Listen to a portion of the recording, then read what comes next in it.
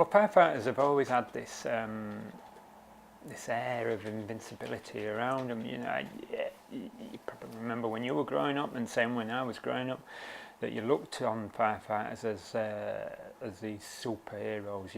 Infallible. Nothing could touch them. They're always running into burning buildings and coming out with 3 kids under their arm and 2 across the shoulders, sort of thing. And when you get to know firefighters, when you work with firefighters, you realise that they're just normal folk. Yeah, a lot of people saying, they want to join for a uniform, and the image it has of being a fireman.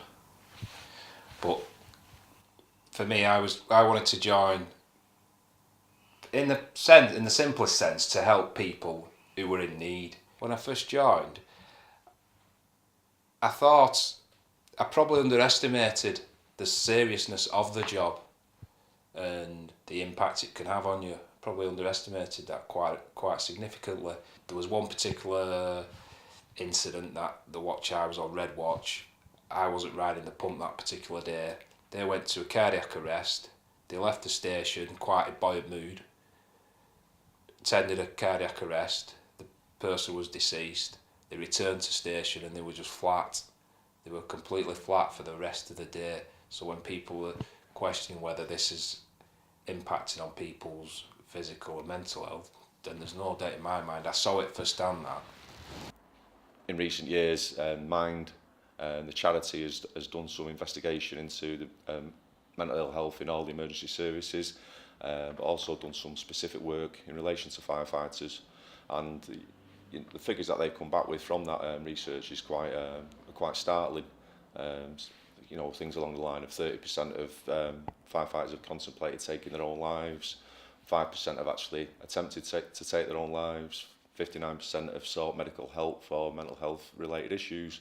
So it's an absolutely a massive problem that we face, and possibly the biggest threat to the fire service in the UK at this time. Firefighters are breakable. They are breakable. Anybody's breakable.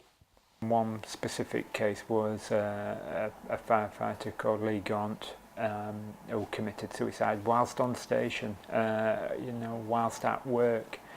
And this is pretty recently, because it was as a result of one of his colleagues dying at an incident.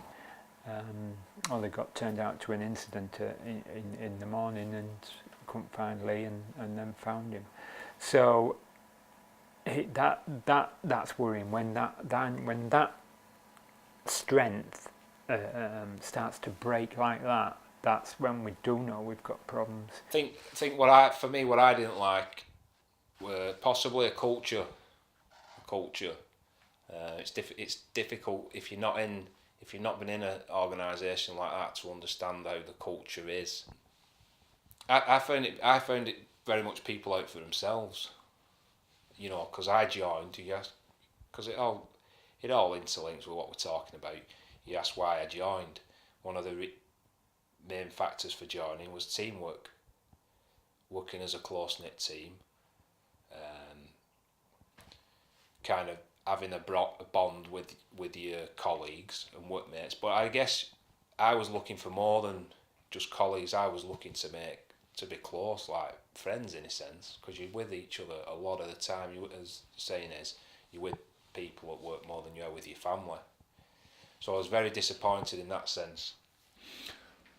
I think undoubtedly there'll have been mental health issues within the fire service going back, for as long as you want to look. And there has been a culture previously where, unfortunately, we're a mainly male-orientated workforce. There's been that kind of macho kind of image to the fire service, and there certainly wasn't the culture where firefighters felt able to speak openly about mental health issues that they may be suffering with.